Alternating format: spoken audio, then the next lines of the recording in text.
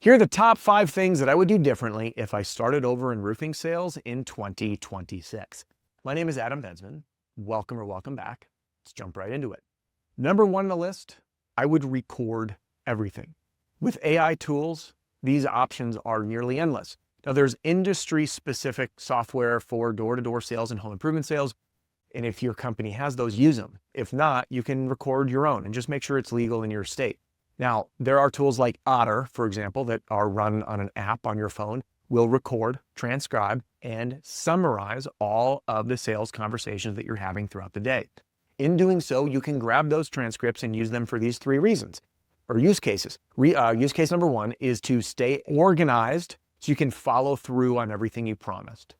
Number 2 is to use your transcripts for sales coaching feedback, to discover why people reached out, what their biggest questions and objections were, to analyze talk time on the transcript, and get professional coaching advice by simply a prompt saying, act like a professional sales coach, analyze my transcripts and tell me what I can do better. These are just a few examples. You can get really specific on trying to analyze why you didn't close the sale and what you could have done differently to give you suggestions for closing techniques. You can prompt it to be more aggressive or less aggressive, which is my preference.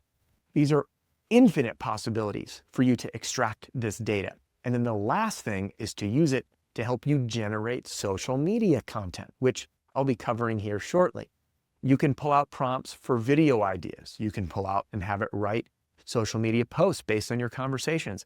A lot of this and more, I've engineered and given away prompts in the roofing and solar formal lines, but I'm sure that you can take this concept and run with it.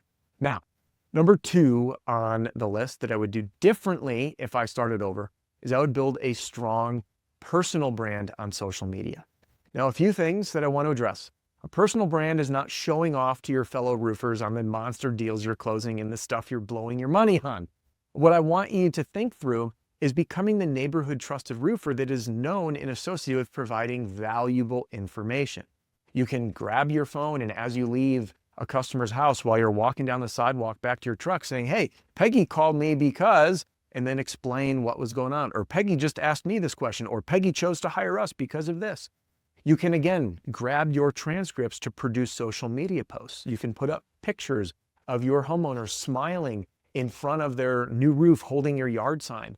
You can ask them to share it on social media and say, hey, this would really help me help other people that you know that might need a new roof.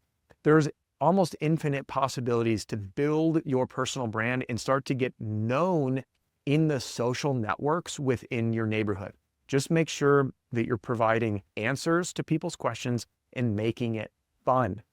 All right, number 3 on the list, I would get highly involved with my community. I recently did an interview with Dan Walrack. He actually came in and ran a session inside RSRA. And if you have never heard of Dan, he has been doing roofing sales for 27 years, and his best year in business was $18.5 million personally of residential sales. It's mind-blowing. When you start peeling back the curtains to figure out why and how he did it, it was largely based on his community involvement. And this community involvement is things that, like Taylor Spears, a fellow member of RSRA, has shared on the channel, how they're doing dugout roofs for free, which again is a couple of square in exchange for a permanent plaque. People are volunteering to work the concession stand at local football games for the high schools. So getting involved in the places that matter to you will help you get known and build a relationship-driven referral network. Now, number 4 on the list, I would turn into a tech guru. You know, tech before was less important. We showed up, we knocked on a door. I remember when I got started in 2011, I'm gonna sound, by the way, for a minute, like the grandpa that says I walked uphill to school both ways in the snow, right? So when I got started in 2011, there wasn't, we were still hand measuring roofs. We were using a fax machine to send in our material orders and in our filing for depreciation on our insurance projects. Like, it was such a different animal than it is now.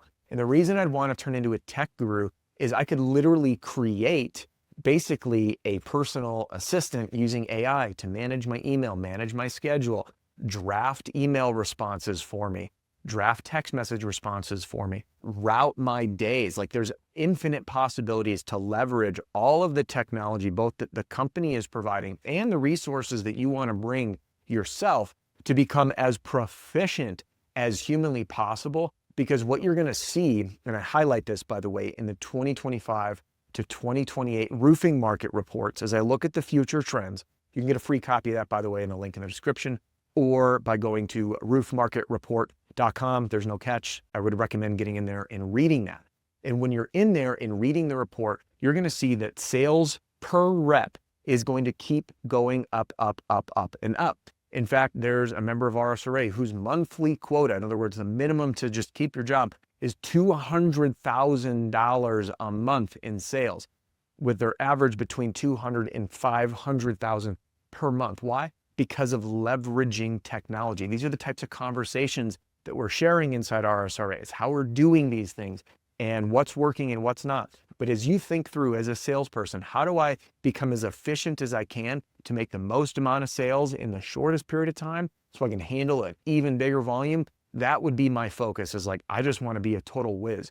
Almost like how one of our members in RSRA just ran a session sharing how they're doing direct mail in-house at scale for far cheaper than using agencies, and how they're building AI agents to handle workflows. These are the types of things I would start thinking through as a salesperson who wants to leverage AI and technology to absolutely crush it. And that brings me to number 5 on the list. But before I hit it, I just want to share, if you haven't heard my story, I fell into this business in 2011 because I was a massage therapist following my passion in natural medicine and trying to get a practice going.